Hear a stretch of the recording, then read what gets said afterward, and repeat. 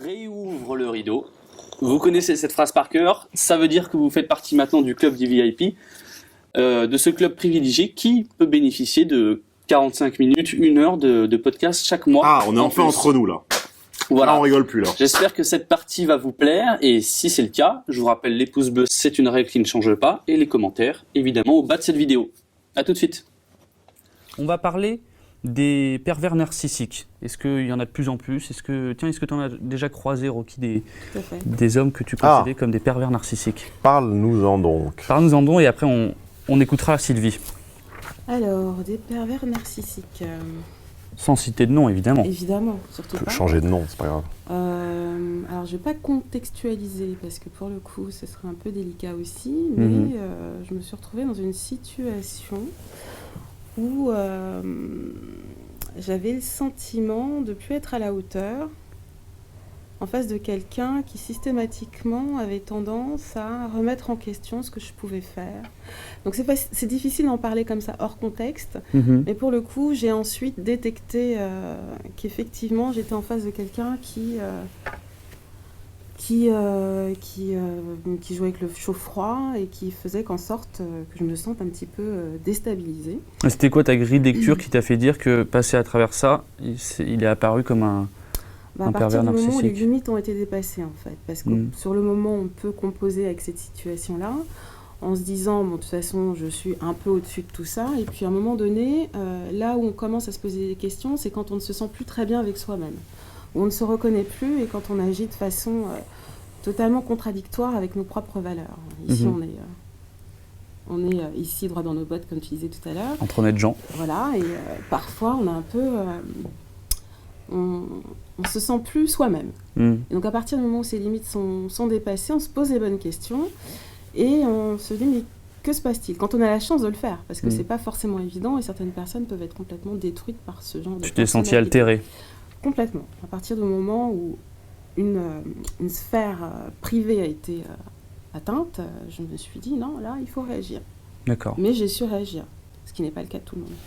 Ce qui n'est peut-être pas le cas de Sylvie. Merci pour la petite phrase de transition. Bonjour Stéphane, je me permets un petit message. Je viens de te découvrir via YouTube et je te trouve génial, même si tu rouspètes souvent. Arrête de rouspéter, Stéphane. Je ne sais pas trop comment te contacter, mis à part tenter par ici. J'aimerais savoir si... Sinon, il y a le bouton contact aussi. J'adore les gens qui disent « je ne sais pas comment vous contacter ». Bah, via le bouton contact, par exemple. J'aimerais savoir si tu as des vidéos sur le sujet des pervers narcissiques. C'est celle-ci. Alors regarde-la bien et regardez vous aussi qui... Yeah, Sylvie, YouTube. Je pense que je viens de passer par là, comme Rocky. Peut-être que je cherche à remettre la cause de l'échec de la relation sur ce phénomène. Je n'en sais rien, je suis paumé. C'est toujours sur les autres. D'avance. Merci pour la réponse. Merci quand même s'il n'y a pas de réponse. Alors il va en avoir une de réponse. Est-ce que, pour prolonger ma question que j'avais pour Rocky, est-ce que cet archétype qui est finalement assez masculin, on entend toujours pervers narcissique, d'ailleurs jamais perverse narcissique. Ouais, voilà, c'est par là qu'elle avait commencé ma réponse. Et que beaucoup de femmes détestent, est-ce qu'il a des traits particuliers facilement reconnaissables? Les traits particuliers, et à la limite, c'est pas à eux qu'il faut les demander, c'est aux femmes. Car le pervers narcissique, par définition, déjà, il faudrait commencer par imaginer qu'il existe, et même s'il existe, c'est certainement pas lui qui va t'expliquer. Pour lui, il est complètement normal. Pour lui, c'est quelqu'un qui se définit probablement par ses qualités, et ses qualités, certainement, un corollaire un peu... un corollaire peut-être destructeur. Là, il faut d'abord réfléchir en termes évolutionnistes. Si cette typologie de personnes, c'est-à-dire égocentrique, narcissique et égoïste, si cette typologie de personnes était nuisible à la société, elle aurait disparu. Rappelons-nous toujours que dans des périodes à grande pression sélective, c'est-à-dire dans des périodes où un contexte économique, géographique, culturel ou quoi que ce soit rend les rencontres entre les hommes et les femmes difficiles, les typologies, les caractères, les genres les moins propices à se reproduire disparaissent. C'est ce qu'on appelle, pour ceux à qui le terme d'évolutionnisme, de darwinisme, d'évolution ne dit rien, on appelle ça la loi du plus fort. C'est-à-dire qu'on est les enfants des parents, on est les enfants des enfants des enfants des enfants des enfants des enfants. Si on est là, c'est qu'on a porté en nous les traits des gagnants, un peu comme le spermatozoïde. On est le fruit de millions de victoires. Et la pression sélective a fait que les typologies, les gènes les moins aptes à se reproduire ont disparu.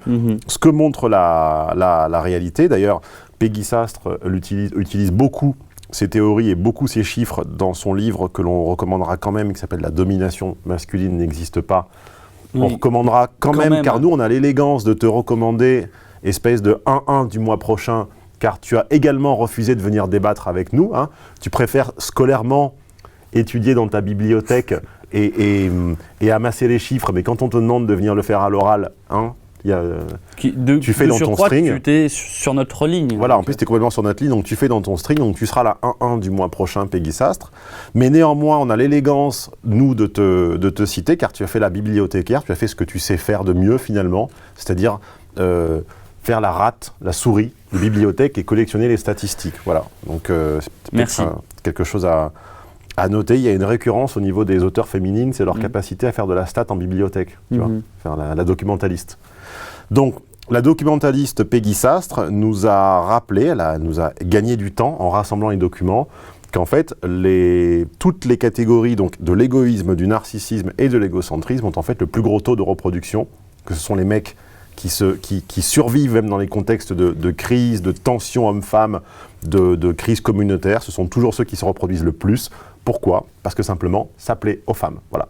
C'est une réalité. Quand un groupe est celui qui se reproduit le plus et celui qui trouve toujours chaussure à son pied, on appelle ça quoi ? Ça s'appelle le groupe qui a le plus de succès. Et l'hypothèse retenue, qui est la sienne et qui est également la mienne, comme quoi je valide même les 1-1 du mois quand elles ont raison, c'est qu'en réalité, les traits d'égocentrisme, d'égoïsme et de narcissisme sont des traits qui dénotent qui sont corrélés à un probable succès professionnel.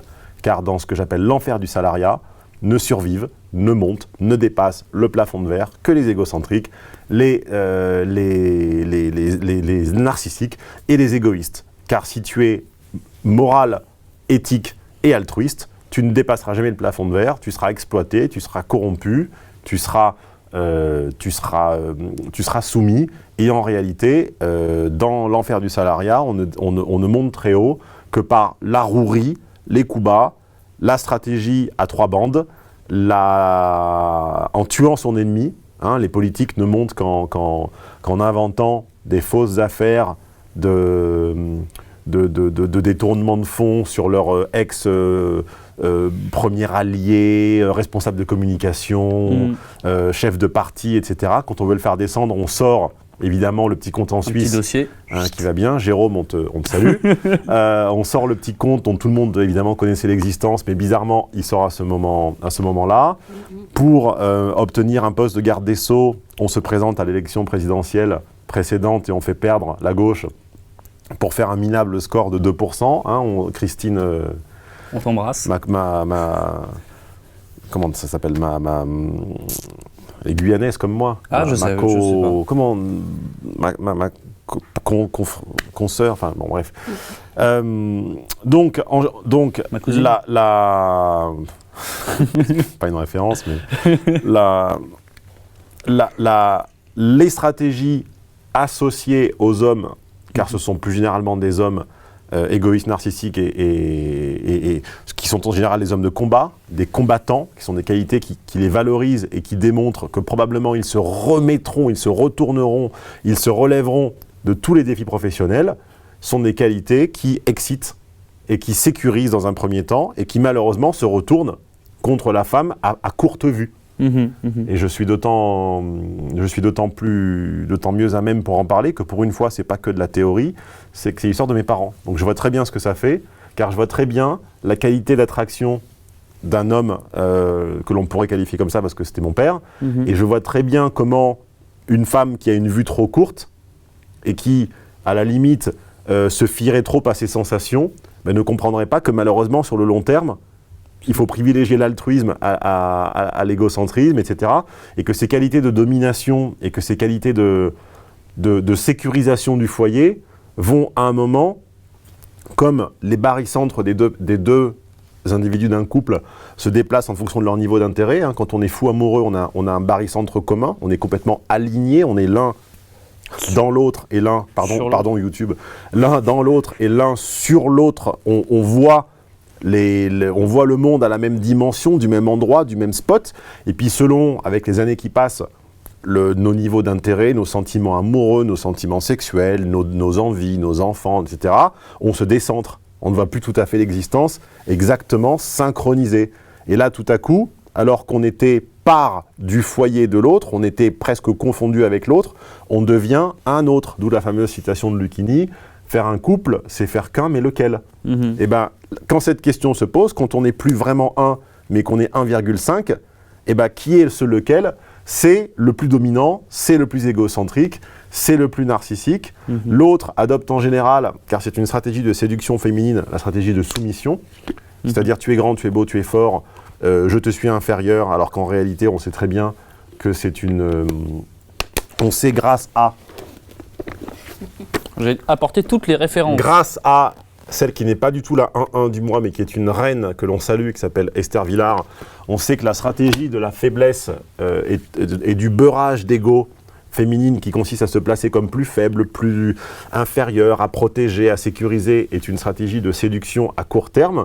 Et là, elle enfonce encore le couple, car la femme, ne sachant pas comment tout à coup gérer ce qui était le centre de son univers, ce qui était le chêne du foyer, et tout à coup, cette petite distance fait qu'elle essaie de le rattraper comment ? En le séduisant. En le séduisant comment ? En flattant son ego et en se soumettant, ce qui tout à coup lui l'agace, car en réalité il est lassé de voir cet individu qui désire peut-être un peu moins qu'avant, qui l'aime peut-être un peu moins qu'au premier jour, se soumettre systématiquement et ne faire que mettre en avant sa force stérile, et donc se met en branle un mécanisme pervers, car en réalité, un vrai sociologue te dirait que personne n'est pervers tout seul, à part une microscopique poignée de vrais dingos qui découpent à la hache des inconnus dans des parcs. Mais en réalité, toutes les statistiques montrent que les vrais zinzins à enfermer sont une minorité. Moi, je dis qu'il n'y a pas de pervers narcissiques, il y a des orgueilleux, égocentriques, égoïstes et narcissiques, oui, qui se mettent en couple avec des gens à courte vue, et la dynamique qui s'instaure entre ces personnes est une dynamique perverse. Mais le pervers qui se promène dans la rue en cherchant du regard des gens à faire souffrir, je n'y crois pas. Voilà. Donc Sylvie, ou que ça soit Rocky, confrontée à ce type d'homme, elle ne doit plus chausser les lunettes de la courte vue, mais alors celles de la longue vue et voir un petit peu plus loin. Oui, mais ce qui pousserait les femmes à remettre en question et à utiliser des stratégies de séduction plus coûteuses, car la stratégie de séduction féminine la moins coûteuse, donc la plus pratique, est toujours celle de s'inférioriser, de faire sentir à l'homme qu'il a un plus grand côté pratique, qu'il est protecteur, qu'il est plus ambitieux, qu'il a plus de force, et ça passe par plein de petites phrases dont vous ne vous rendez pas compte. C'est comme par exemple j'ai froid aux mains, j'ai froid aux pieds, réchauffe-moi. Est-ce que tu as souvent froid ? Dès qu'il y a un argument un peu technique, c'est oh je ne sais pas comment marcher de choses, faut que tu le fasses toi. Tu vois, toutes ces micro-réactions de soumission systématique au monde du réel où non mais mon mec va le faire. Tu vois. Bon. Alors moi juste pour préciser, j'ai pas contextualisé. Voilà. Moi, c'est pas dans le domaine amoureux, pour le coup. Donc, c'est vrai que j'ai pas repositionné. C'est dans la sphère pro. Oui, pro. Il n'en reste pas beaucoup, pour le coup. Peut-être dans sa secte ou dans sa sphère religieuse.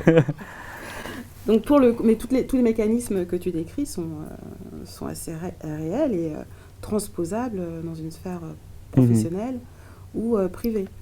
Et c'est important comme ça de pouvoir détecter... De détecter ce mode de fonctionnement, parce qu'un pervers narcissique n'existe pas seul, effectivement.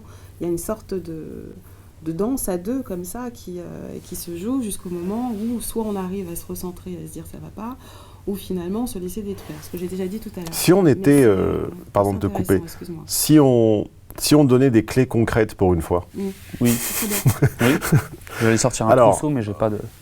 Ouais, elles sont dans mon sac. Tant pis. Comment reconnaître, Léo, ou en 5 points. Rocky, Alors, YouTube, 5 points pour reconnaître un pervers narcissique. Ça marche, hein, Le micro va saturer, attention. On s'en fout, on est sur YouTube, on crie, on s'approche de la caméra et on fait des castings comme ça, pour avoir des views et des likes. Mais c'est comme ça qu'ils font. C'est comme ça qu'ils font. Alors, et ils se filment avec la tête déformée, tu sais. Ils s'approchent de la caméra, puis ils ont la tête comme ça. On perd le contrôle. 5 points pour reconnaître un pervers narcissique. 5 points pour... Alors, donne-nous le premier point, Rocky. Si tant est qu'il existe. Donne-nous le premier point, Rocky, elle va te faire poum. Le premier qui te vient en tête. Moi, j'aime bien ce que tu as dit sur la réussite professionnelle. En fait, quelqu'un qui est déjà qui a une bonne assise professionnelle, c'est-à-dire qui est reconnu par ses pairs. Bonne chaise. Donc, T'es bien assis, Léo? Oui, très bien. Donc Léo a une bonne assise professionnelle ou pas? Parce qu'il est en train de bosser, il est bien assis. Donc c'est particulier ce que je dis là, effectivement, mais pour le coup, moi je parle de ce que je connais. En fait, Quelqu'un qui jouit d'une aura. Voilà, qui jouit d'une aura et de la reconnaissance de ses pairs. Très important. Parce que pour le coup... On peut être reconnu par ses pairs et ne pas en jouir.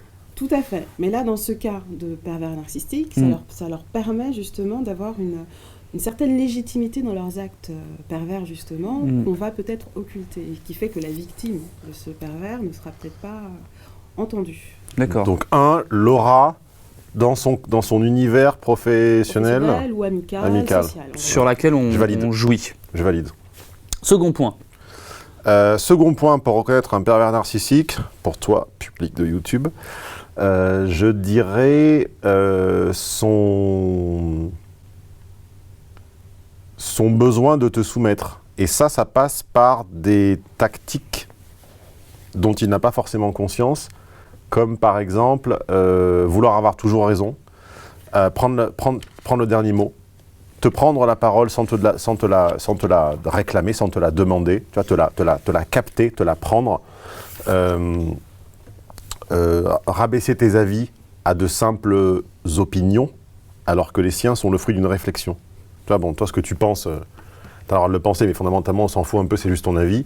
Moi, ça vient d'une expérience, d'une réflexion, d'une raison, tu vois. Donc, sa raison est la meilleure, donc c'est le plus fort. C'est pas la raison du plus fort est toujours la meilleure, c'est ma raison étant la meilleure, je suis le plus fort. Voilà, ça serait le deuxième point. Troisième point, Léo? Troisième point. Quel est le troisième point, Stéphane? Fais-le moi avec la voix de... Non, je te Claudio, une dernière question. Claudio. Stéphane, une dernière question. Tu peux pas comprendre, mais c'est trop drôle. Et malheureusement, on n'a pas le droit on pourrait monter... On peut dire le titre de ce documentaire. Oui, ça je pense que oui, mais on n'a pas le droit de l'insérer, sinon on va se faire censurer. Le documentaire avec lequel on fait des private jokes depuis tout à l'heure, c'est Les Séducteurs de Jean-Louis Roy, qui date des années 90. À voir absolument. À voir absolument, voilà, un documentaire qui peint la vie de plusieurs séducteurs et séductrices. Une belle tranche de rire. Belle tranche on te le conseille, une énorme tranche de rire. Okay. On mettra le lien, ça on a sûrement le droit. Oui, s'il n'est pas supprimé entre l'affiche. Temps. Alors, je dirais que le troisième signe du pervers narcissique, c'est un grand écart, le jour et la nuit, entre sa personnalité publique et sa personnalité privée. C'est-à-dire sa personnalité dehors avec les amis, les voisins, les parents, la famille, où il va vous recouvrir de prévenance, d'attention, d'une forme d'élégance, vous ouvrir la porte de la maison, vous laisser passer, marcher du bon côté du trottoir.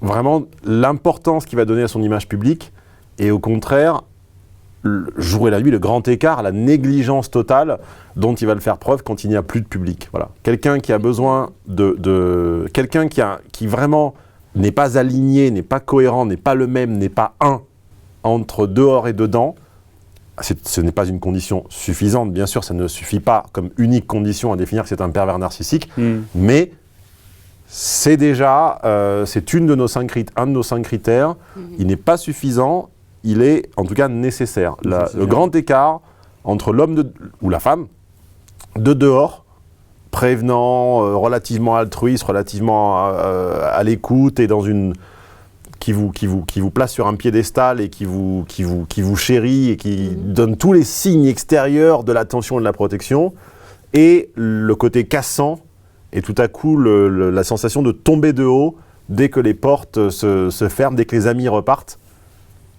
Dès que les amis repartent, tout à coup, les lumières s'éteignent. Les lumières s'éteignent, en fait. Ça, c'est très triste et c'est très, très symbolique d'un pervers narcissique. Je viens de penser à un 4e point qui est un petit peu un mélange entre le premier que tu as donné et celui-là. Claudio, un 4e point. Un 4e point. Et celui que tu viens de donner, c'est une allusion au séminaire Chance qui a été donné en 2015.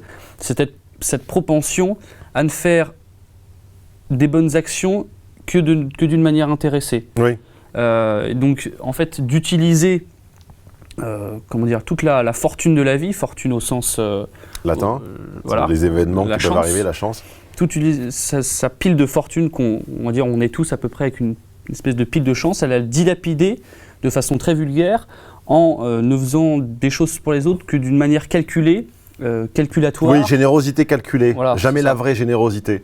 Alors, tandis que, et ça c'est quand ça ne lui rapporte rien, ça n'existe pas, ça ne l'intéresse pas. Dans le séminaire Chance dont je parle, basculer ce raisonnement et le faire de façon désintéressée et non calculée, eh bien, ça permet de ne pas dilapider son crédit chance comme ça, et ça ne nous fait pas passer, ou en tout cas, ça ne nous définit pas en tant que pervers narcissique. Ouais, donc le pervers narcissique, on pourrait résumer, Claudio, en disant que générosité, mais calculée, mesurée, mesure son retour sur investissement et finalement est un faux généreux. Il est généreux par moment quand on regarde et quand on ne regarde plus, tout à coup, faut pas exagérer quand même, on ferme les poches de la bourse.